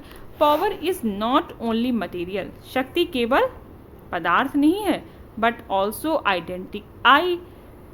आइडिएशनल, या किस दृष्टिकोण की पहचान है? ए उनका शक्ति केवल पदार्थ तो नहीं है, भौतिक नहीं है, बल्कि आदर्शात्मक भी है। अब ये किस दृष्टिकोण की पहचान है, आइए देखते हैं। ए यथार्थवाद, बी नव यथार्थवाद, सी निर्माणवाद, डी संरचनावाद। तो इसका सही उत्तर क्या होगा, सी निर्माणवाद। इसका सही उत्तर है सी निर्माणवाद। C is the right answer. हमारा नेक्स्ट क्वेश्चन क्या है, किस सिद्धांत में security is what state makes of it, वाक्यांश प्रसिद्ध है, security is what states make of it. तो ये किससे सिद्धांत जुड़ा हुआ है, ए नवोदारवाद, बी निर्माणवाद, सी यथार्थवाद, डी नारीवाद। इसका सही उत्तर है बी निर्माणवाद। B is the right answer. B is the right answer. Next question देखिए, बहुलवादी सिद्धांत में किन की भूमिका को महत्व दिया जाता है, ए केवल राज्य, बी केवल वैश्विक शक्ति, सी गैर राज्यीय तत्व जैसे एनजीओ, एमएनएससी, आईओस, सिर्फ संयुक्त राष्ट्र। तो इसका सही उत्तर है सी गैर राज्यीय तत्व जैसे एनजीओ, एमएनएससी आदि। तो नॉन स्टेट एक्टर्स को इसमें काफ़ी ज़्यादा इंपॉर्टेंस दी जाती है प्लूरलिस्ट थ्योरी के अंतर्गत। हमारा नेक्स्ट क्वेश्चन क्या है, अंतर्राष्ट्रीय संबंधों में नारीवादी दृष्टिकोण किस पर आलोचना करता है, ए पूंजीवादी पर, बी शक्ति की अवधारणा पर, सी पुरुष प्रधान सिद्धांतों पर, डी वैश्विक न्याय प्रणाली पर। तो इसका सही उत्तर होगा सी पुरुष प्रधान सिद्धांतों पर। C is the right answer. Next question देखिए, नव यथार्थवाद के अनुसार अंतर्राष्ट्रीय संघर्ष का मुख्य कारण क्या है, इंटरनेशनल जो ये स्ट्रगल चलता रहता है इसका मुख्य कारण क्या है, अकॉर्डिंग टू नियो रियलिज्म, ए विचारों का टकराव, बी संस्थागत असफलता, सी अराजक अंतर्राष्ट्रीय संरचना, डी सामाजिक असमानता। तो इसका सही उत्तर है सी अराजक अंतर्राष्ट्रीय संरचना। सी इज दी राइट आंसर। हमारा नेक्स्ट क्वेश्चन क्या है, निम्नलिखित में से कौन सा कथन यथार्थवाद से मेल खाता है, ए राज्य सहयोग की तलाश करते हैं, बी राज्य आर्थिक कल्याण को प्राथमिकता देते हैं, सी राज्य शक्ति की तलाश करते हैं, डी राज्य केवल नैतिक मूल्य अपनाते हैं। जहाँ पर भी रियलिस्टिक थ्योरी होगी वहाँ पे पावर की बात की जा रही होगी, नेशनल इंटरेस्ट की बात की जा रही होगी। तो इसका सही उत्तर क्या हो जाएगा, सी राज्य शक्ति की तलाश करते हैं। C is the right answer. Next question देखिए, institution matters but they don't override anarchy. इनका संस्थाएं मैटर करती हैं but they don't override anarchy. यह कथन किस दृष्टिकोण से मेल खाता है, ए नव उदारवाद, बी नव यथार्थवाद, सी निर्माणवाद, डी नारीवाद। तो इसका सही उत्तर है ए नव उदारवाद। A is the right answer. हमारा नेक्स्ट क्वेश्चन क्या है, इंटर डिपेंडेंस लिबरलिज्म का संबंध किससे है, इंटर डिपेंडेंस लिबरलिज्म यानी कि अंतर्निर्भरता उदारवाद का संबंध किससे है, A Alexander Wendt, B Robert Keohane और जोसेफ नाई, सी केनेथ बॉल्स, डी टिकनर। तो इसका सही उत्तर है बी रॉबर्ट किहोने और जोसेफ नाई। इंग्लिश प्रोनाउंसिएशन और हिंदी में जो नेम लिखे हुए हैं उनके प्रोनाउंसिएशन में थोड़ा सा यहाँ पे डिफरेंस है, तो आप इंग्लिश प्रोनाउंसिएशन प्रेफर कर सकते हैं उसकी स्पेलिंग के अकॉर्डिंग। नेक्स्ट क्वेश्चन देखिए, नारीवादी सिद्धांत किस बात की आलोचना करता है, ए यथार्थवाद की सैन्य केंद्रित दृष्टि की, नव उदारवाद की आर्थिक नीति की, संस्थाओं की निष्क्रियता की, डी साम्यवाद की। तो इसका सही उत्तर है ए यथार्थवाद की सैन्य केंद्रित दृष्टि की। A is the right answer. Next question देखिए, रिलेटिव गेन्स। रिलेटिव गेन्स की अवधारणा किस सिद्धांत में पाई जाती है, ए यथार्थवाद, बी उदारवाद, सी निर्माणवाद, डी बहुलवाद। तो इसका सही उत्तर है ए यथार्थवाद। इसका सही उत्तर क्या है, ए यथार्थवाद। A is the right answer. Next question देखिए, नव उदारवाद किस बात को स्वीकार करता है, ए युद्ध ही एकमात्र रास्ता है, बी संस्थाएं अंतर्राष्ट्रीय सहयोग को बढ़ा सकती हैं, सी पहचान ही प्रमुख होती है, डी राज्य केवल आंतरिक शक्ति पर निर्भर है। राज्य केवल आंतरिक शक्ति पर निर्भर है। तो इसका सही उत्तर क्या है, बी संस्थाएं अंतर्राष्ट्रीय सहयोग को बढ़ा सकती हैं। नव उदारवादी इस बात को स्वीकार करते हैं। B is the right answer. Next question देखिए, सिक्योरिटी इज सोशली कंस्ट्रक्टेड। जो सुरक्षा है वो सामाजिक रूप से बनाई जाती है। ये कथन किस सिद्धांत का है? ए यथार्थवाद, बी निर्माणवाद, सी नव उदारवाद, डी उदारवाद। तो इसका सही उत्तर है बी निर्माणवाद। B is the right answer. हमारा नेक्स्ट क्वेश्चन क्या है? States fear each other due to lack of trust in an anarchic world। अराजक विश्व में स्टेट्स में किसकी कमी होने के बाद? विश्वास की कमी की वजह से एक दूसरे का डर बना रहता है। तो यह विचार किस सिद्धांत का है? ए यथार्थवाद, बी निर्माणवाद, सी उदारवाद, डी नव उदारवाद। इसका सही उत्तर है ए यथार्थवाद। A is the right answer. Next question देखिए, state is not the only actor in international politics. ये किसने कहा कि स्टेट जो है केवल राज्य ही अंतर्राष्ट्रीय राजनीति में अभिकर्ता या अभिनेता नहीं होते हैं?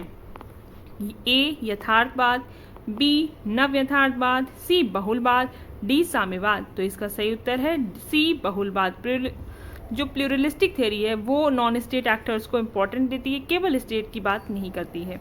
C is the right answer. Next question देखिए, politics among nations. Politics among nations पुस्तक किसने लिखी? ए केनेथ बॉल्स, B Hans J Morgenthau, C Joseph Nye, D Alexander Wendt. तो ये किताब किसने लिखी है? इसका सही उत्तर है बी हंस जी मार्गेंथाउ ने ये बुक लिखी है। B is the right answer. Morgenthau का नाम जो है वो रियलिस्टिक थ्योरी से जुड़ा हुआ है, यथार्थवादी सिद्धांत के साथ जुड़ा हुआ है। Theory of international politics. Theory of international politics पुस्तक के लेखक कौन है? ए केनेथ बॉल्स, B Hedley Bull, C Tickner, D Henry Kissinger. Theory of international politics किताब जो है वो किसने लिखी है? ए केनेथ बॉल्स। ए केनेथ बॉल्स ने लिखी है। A is the right answer. ये बुक्स बहुत ज़्यादा इंपॉर्टेंट है, प्रीवियस ईयर क्वेश्चंस में पूछी गई हैं, वहीं से मैंने आपके लिए लेक्चर वीडियो में इंक्लूड किया है ताकि आप इन बुक्स के नाम याद करके जाएं। The tragedy of great power politics. The tragedy of great power politics हमारा क्वेश्चन है, किसने लिखी? Henry Kissinger, B Robert Keohane, C John Mearsheimer, D Joseph Nye.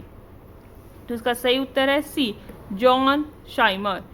C is the right answer.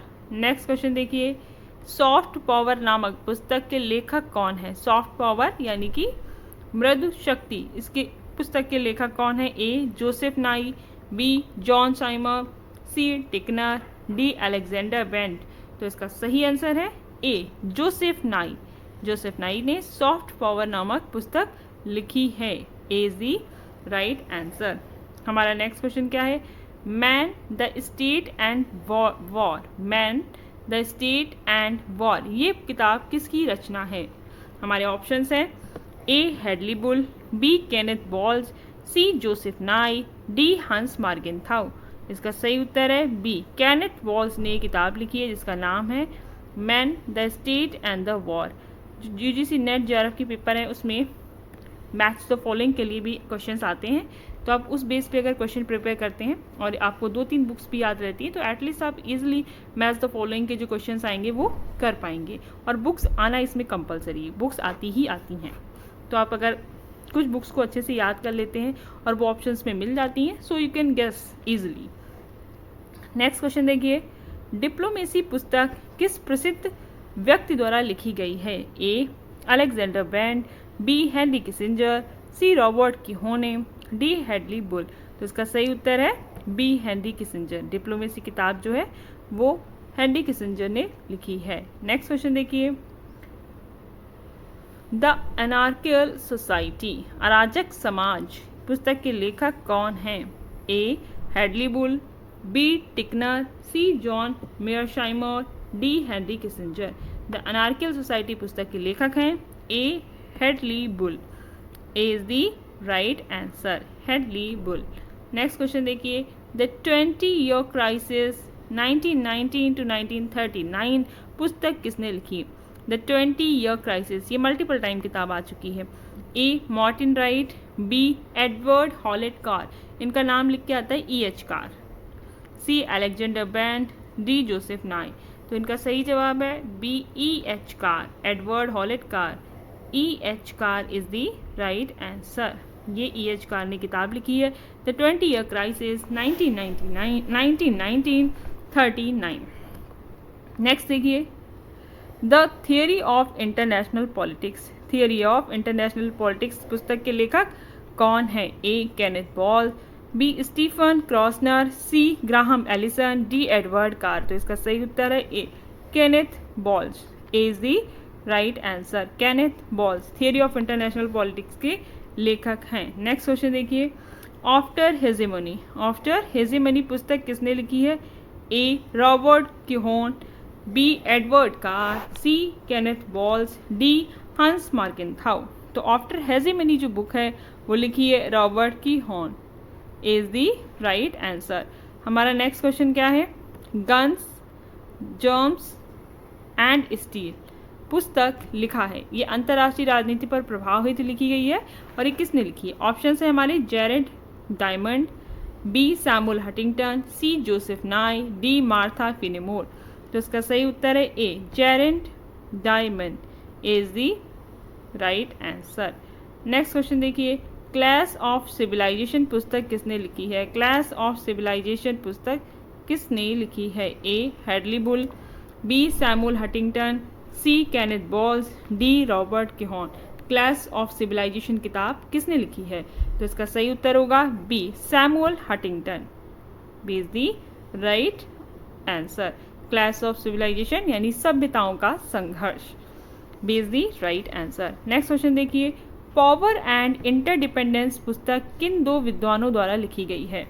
A Joseph Nye and Robert Keohane, B Kenneth balls और Hedley Bull, C Edward Carr और Hans Morgenthau, D Graham Allison और Jared Diamond. तो इसका सही उत्तर है A Joseph Nye और Robert Keohane is the right answer. Next question देखिए international political economy. International political economy विषय पर प्रसिद्ध पुस्तक किसकी है? International political economy. इसका सही उत्तर है A Robert Gilpin, B Joseph Nye, C Stephen Krasner, D Hedley Bull. तो इसका सही उत्तर है ए रॉबर्ट गिलपिन। इसका सही उत्तर क्या है? रॉबर्ट गिलपिन। इंटरनेशनल पॉलिटिकल इकोनॉमी पुस्तक जो है वो रॉबर्ट गिलपिन ने लिखी है is the right answer. Next question देखिए कंस्ट्रक्टिविज्म के सिद्धांत का प्रमुख समर्थन कौन है?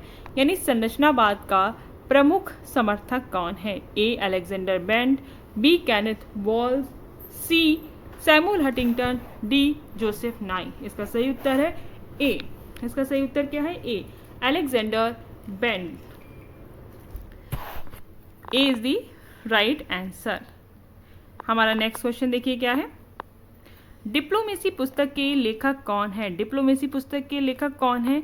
A Henry Kissinger, B Robert Keohane, C Graham Allison, D Hans Morgenthau. इसका सही उत्तर है A Henry Kissinger is the right answer. Next question देखिए essence of decision explaining the Cuban missile crisis पुस्तक किसने लिखी?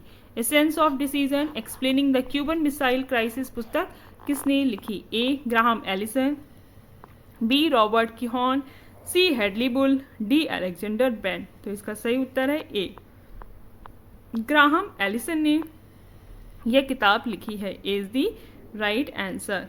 Is the right answer. Next question देखिए moral man and immoral society नैतिक मनुष्य और इमोरल सोसाइटी अनैतिक समाज पुस्तक किसने लिखी है? ए राइनोल्ड Niebuhr, B Hans Morgenthau, C Kenneth बॉल्स, डी अलेक्जेंडर बेंट। तो इसका सही उत्तर है A is the right answer. अभी तक आपको जितने भी इंटरनेशनल थियरी से रिलेटेड क्वेश्चंस कराए उससे रिलेटेड बुक्स कराएंगे वो सभी मोस्ट इम्पॉर्टेंट हैं। आप lecture video multiple time watch करें और जितना ज़्यादा हो सके उतना ज़्यादा रिवीजन करें बिफोर गोइंग टू एग्ज़ाम। तो इसका सही उत्तर है ए। और अगर आपको लेक्चर वीडियोस पसंद आ रहे हैं तो चैनल को लाइक, सब्सक्राइब और शेयर जरूर करें और चैनल से कनेक्टेड भी रहें, क्योंकि हम ऐसे ही क्वेश्चंस और थ्योरी बेस्ड लेक्चर वीडियोस आगे लाते रहेंगे। बर्ड पॉलिटिक्स ट्रेंड एंड, हमारा नेक्स्ट क्वेश्चन क्या है, world politics trends and transformation. World politics trends and transformation पुस्तक का लेखक कौन है? A Charles Colter, B Charles Kegley और Shannon Blanton, C Hedley Bull, D Graham Allison. तो इसका सही उत्तर है बी चार्ल्स किरेल और Shannon Blanton. B is the right answer. Next question देखिए, न्यू लिबरल इंस्टीट्यूशनलिज्म, नव उदारवाद संस्थावाद का प्रमुख विचारक कौन है? A Robert Keohane, B Samuel Huntington, C John Mearsheimer, D Hedley Bull. A is the right answer, Robert Keohane is the right answer. Next question है हमारा, the tragedy of great power politics. The tragedy of great power politics किस यथार्थवादी विचारक की पुस्तक है? The tragedy of great power politics, हमारे options हैं A John साइमर, B Hans Morgenthau, C Kenneth बॉल्स, डी एडवर्ड कार। तो इसका सही उत्तर क्या होगा? A John Mearsheimer is the right answer. हमारा नेक्स्ट क्वेश्चन देखिए क्या है, किस पुस्तक में सिक्योरिटी डिलेमा की अवधारणा पर चर्चा की गई है? तो इसका सही जवाब देखते हैं, ऑप्शन देखते हैं पहले। A politics among nations, B theory of international politics, C arms and influence, D the tragedy of great power politics. इसका सही उत्तर है arms and influence, arms and influence, C is the right answer. Next question देखिए, किस लेखक ने democratic peace theory को प्रमुखता से प्रस्तुत किया? डेमोक्रेटिक पीस थ्योरी को प्रमुखता से प्रस्तुत किया। A Michael Doyle, B Joseph Nye, C Alexander Wendt, D Hedley Bull. तो इसका सही उत्तर है A Michael Doyle is the right answer. Democratic peace theory Michael Doyle ने प्रेजेंट की है। नेक्स्ट क्वेश्चन देखिए, the globalisation of world politics. The globalisation of world politics का लेखक कौन है? इस नामक the globalisation of world politics नामक प्रसिद्ध पुस्तक के लेखक हैं। ऑप्शन देखते हैं, John Baylis, Steve Smith, Patricia Owens, B Joseph Nye और Keohane, C Hedley Bull और Mearsheimer, D Graham Allison और हंटिंगटन। तो इसका सही उत्तर है A John Baylis, Steve Smith, Patricia Owens is the right answer. Next question देखते हैं, किस लेखक को नियो रियलिज्म का संस्थापक माना जाता है? A Hans Morgenthau, B Kenneth बॉल्स, C Joseph Nye, D Edward Carr. तो इसका सही उत्तर है बी केनेथ बॉल्स। क्या सही उत्तर है? बी केनेथ बॉल्स नियो रियलिज्म यानी कि नव यथार्थवाद का संस्थापक माना जाता है। कौन सी पुस्तक बैलेंस ऑफ पावर सिद्धांत पर केंद्रित है? शक्ति का संतुलन। हमारे ऑप्शंस हैं A the tragedy of great power politics, B the anarchical society, C theory of international politics, D politics among nations. इसका सही उत्तर है A the tragedy of great power politics is the right answer. Next question देखते हैं, dependency theory किस प्रकार की विचारधारा से संबंधित है? ए नवोदारवाद, बी यथार्थवाद, सी मार्क्सवाद, डी संरचनात्मक यथार्थवाद। तो इसका सही उत्तर है मार्क्सवाद। डिपेंडेंसी थियोरी मार्क्सवाद से जुड़ी हुई है, C is the right answer. Next question देखिए, किस पुस्तक में जस्ट वॉर थियोरी न्याय युद्ध सिद्धांत का उल्लेख मिलता है? A on war, B just and unjust war, C theory of international politics, D politics among nations. तो इसका सही उत्तर है B just and unjust wars, B is the right answer. Next question देखिए, शक्ति संतुलन सिद्धांत का मुख्य उद्देश्य क्या है? बैलेंस ऑफ पावर सिद्धांत का मुख्य उद्देश्य क्या है? ए संघर्ष को बढ़ावा देना, बी वैश्वीकरण को बढ़ावा देना, सी किसी एक शक्ति को हावी होने से रोकना और डी अंतरराष्ट्रीय कानून लागू करना। तो इसका सही उत्तर है सी किसी एक शक्ति को हावी होने से रोकना, किसी एक शक्ति को हावी होने से रोकना, C is the right answer. Next question देखिए, न्यू लिबरल इंस्टीट्यूशन नव उदारवाद संस्थावाद किस बात पर बल देता है? ए सैन्य शक्ति, बी वैश्विक संस्थाओं की भूमिका, सी शक्ति का यथार्थवाद, डी युद्ध का सिद्धांत। तो इसका सही उत्तर है बी वैश्विक संस्थाओं की भूमिका। B is the right answer. B is the right answer. Next question देखिए, यथार्थवादी विचारधारा के अनुसार अंतर्राष्ट्रीय संबंधों की प्रकृति कैसी होती है। ए संयोगात्मक, बी आदर्श, सी अराजक, डी स्थायी। तो इसका सही उत्तर है सी अराजक। सी अराजक। C is the right answer. Next question देखिए, the end of the history and the last man पुस्तक के लेखक कौन हैं। A Samuel Huntington, B Kenneth बॉल, C Francis Fukuyama, D Robert Keohane. तो इसका सही उत्तर है C Francis Fukuyama. Francis Fukuyama. The end of history and the last man. C is the right answer. Next question देखिए, the end of the history and the last man पुस्तक में Francis Fukuyama का मुख्य तर्क क्या है। ए समाजवाद की विजय, बी लोकतंत्र और पूंजीवाद का अंतिम रूप में उदय, सी साम्यवाद की स्थिरता, डी सभ्यताओं का संघर्ष। तो इसका सही उत्तर है बी लोकतंत्र और पूंजीवाद का अंतिम रूप में उदय। B is the right answer. Next देखिए, state building, governance and world order in 21st century पुस्तक में मुख्य रूप से किस पर चर्चा की गई है। ए राज्य की विफलता, बी वैश्वीकरण की समस्याएं, सी सुशासन और राज्य निर्माण, डी पर्यावरण संकट। तो इसका सही उत्तर क्या है सी सुशासन और राज्य निर्माण। C is the right answer. Next question देखिए, political order and political decay पुस्तक का लेखक कौन है। A Hedley Bull, B Graham Allison, C Francis Fukuyama, D Michael Doyle. तो इसका सही उत्तर है C Francis Fukuyama. C is the right answer. Next question देखिए, निम्न में से कौन सी पुस्तक फ्रांसिस फुकुयामा द्वारा लिखी गई नहीं है। कौन सी पुस्तक लिखी नहीं गई, किसके द्वारा, फ्रांसिस फुकुयामा द्वारा।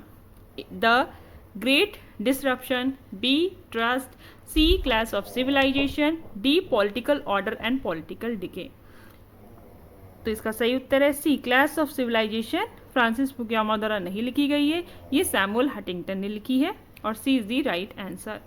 नेक्स्ट क्वेश्चन देखिए, निम्न में से कौन सी पुस्तक हेनरी किसिंजर द्वारा लिखी नहीं है। तो इसका ऑप्शंस देखते हैं। A world order, B on China, C clash of civilisation, D leadership. इसका सही उत्तर है clash of civilisation. C is the right answer. देखिए, world order, on China, leadership, ये सभी किताबें हेनरी किसिंजर के द्वारा लिखी गई हैं। नेक्स्ट क्वेश्चन देखते हैं, हेनरी किसिंजर को किस अमेरिकी राष्ट्रपति के अधीन राष्ट्रीय सलाहकार नियुक्त किया गया था।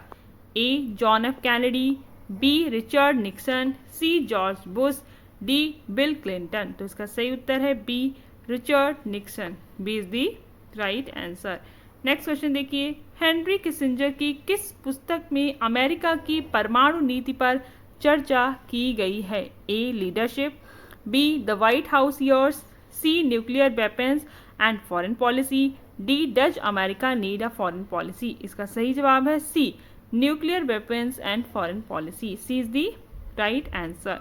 सी is the right answer. Next question देखिए, जस्ट एंड अनजस्ट वॉर्स पुस्तक किसने लिखी।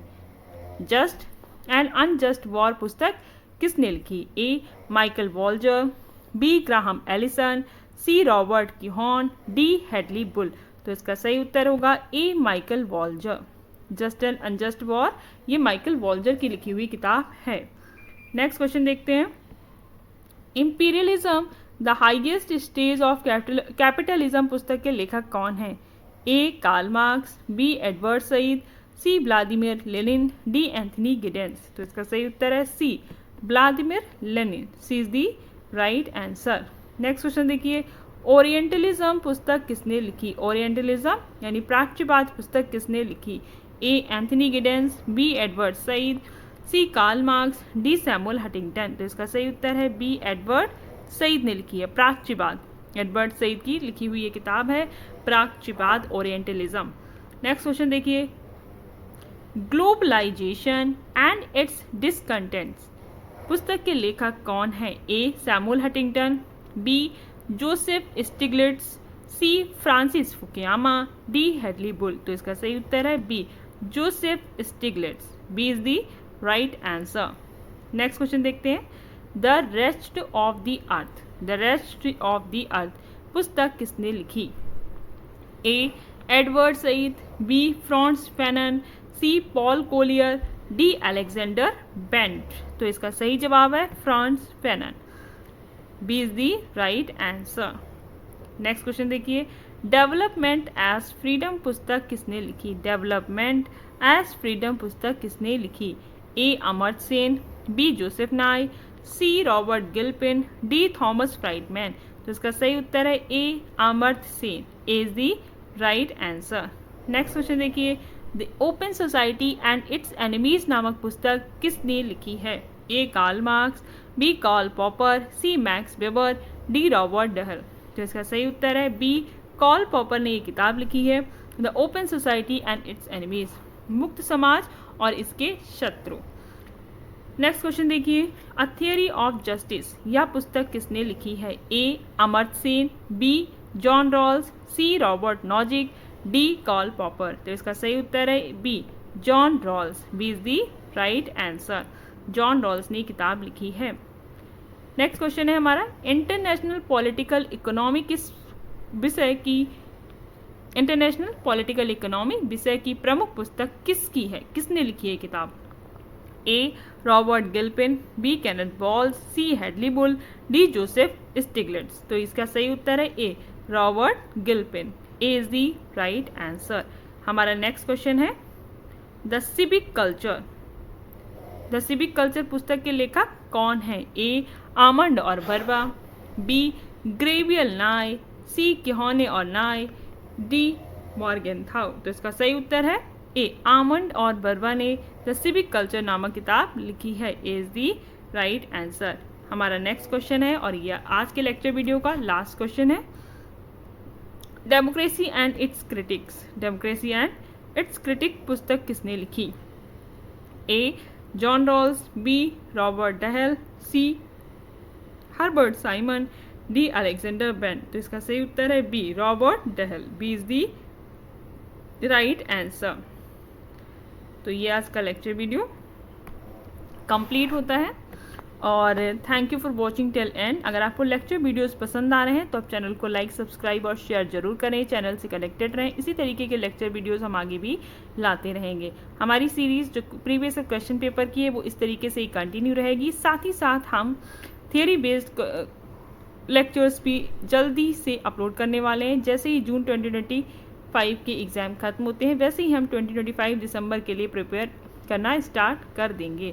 अगर आपको UGC net JRF, PGT, TGT, assistant professor, PhD और आरओ एग्ज़ाम की प्रिपरेशन करनी है या पॉलिटिकल साइंस सब्जेक्ट से प्रिपेयर करना चाहते हैं तो आप चैनल से कनेक्टेड रहें। ये आपके लिए बहुत ज़्यादा इम्पोर्टेंट साबित होगा। Thank you very much for watching till and all the very best for your exam. Next lecture video हम कल अपलोड करेंगे और इसी तरह से एक नया टॉपिक लेकर के आएंगे। इससे पहले भी हम अपने lecture videos UGC net paper 1 से रिलेटेड अपलोड कर चुके हैं।